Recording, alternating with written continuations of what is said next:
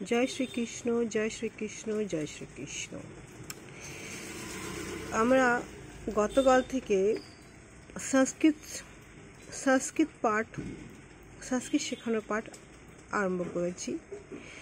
গতকালে বাংলা ছাত্রছাত্রীদের জন্য, যারা সংস্কৃত যাদের পড়তে হয় তাদের জন্য এই পাঠটা আমরা ক্লাসটা আরম্ভ করেছি। যাদের এখানে সংস্কৃত সোপান ক্লাস 7 পাঠ আরম্ভ করেছি। আমরা গত ক্লাসে ছিলাম, এখানে বর্ণ পরিচয় এখানে পড়ানো হয়েছিল। কি বর্ণ পরিচয় দুভাগ হয়, স্বরবর্ণ ও ব্যঞ্জন বর্ণ। এরপরে পড়ানো হয়েছিল কি স্বরবর্ণটা কিভাবে উচ্চারণ করা হয়, সেটা উচ্চারণ করা আমরা গতকাল শিখেছি। আজকে আমরা এক এক করে আমরা সেটাকে লেখা শিখব। কি করে আমরা এটাকে লিখতে হবে প্রথমে। আশা করি তোমরা বলতে পেরেছো। এখন আমরা এখানে লিখতে শিখব। ফার্স্ট হচ্ছে আটা হচ্ছে এইভাবে এরকম করে আটা লিখে, তারপরে আমরা এখান থেকে একটা কার্ভিং করব, এখানে আর এখানে উপরে এইটা মাত্রাটা দিয়ে দেব। এটা হলো আ। তারপরে হচ্ছে এরকম করে সেটাকে আমরা লিখছি।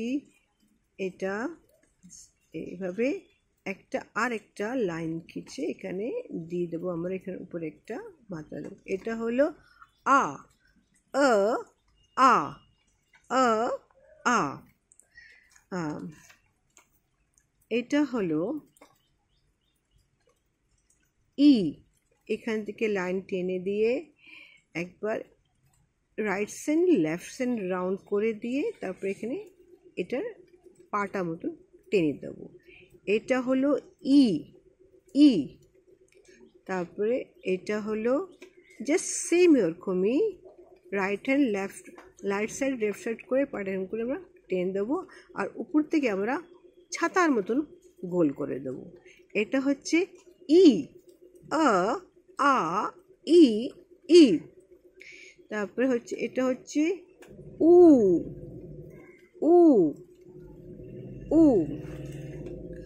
এটা হচ্ছে উ।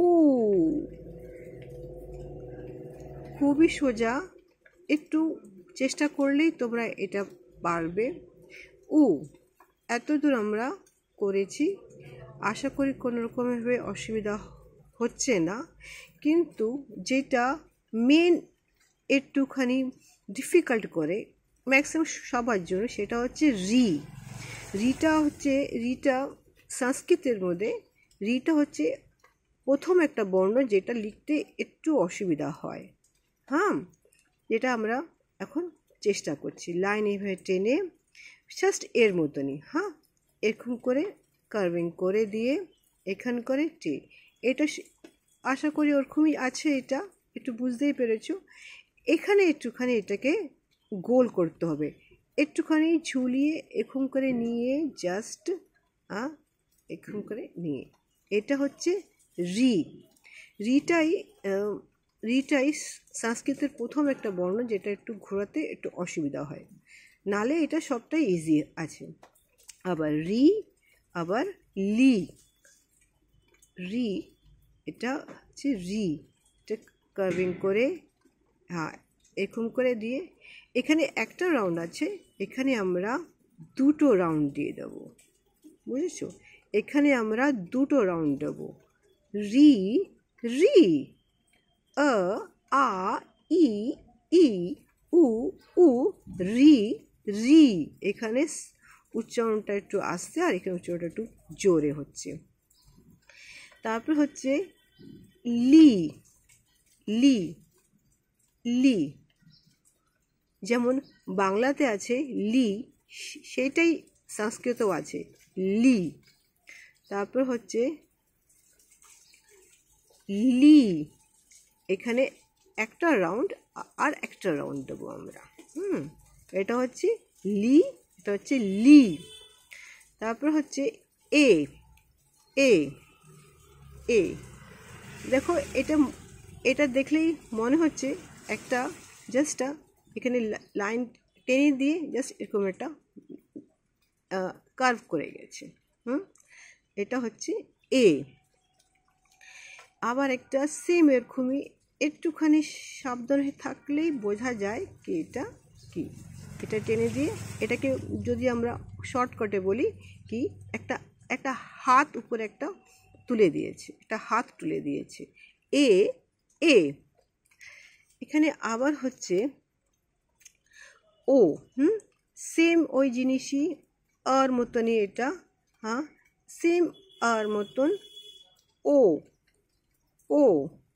এখানে একটা এই যে আটা আছে সেম ওইটাই এখানে একটা হাত তুলে দিলাম আবার একটা, আর এখানে এটা হলো ও। তারপর আরেকটা এখানে সেম এই জিনিসটা, এইটাই এই যে বর্ণটা সেখানে আমরা লিখছি ও।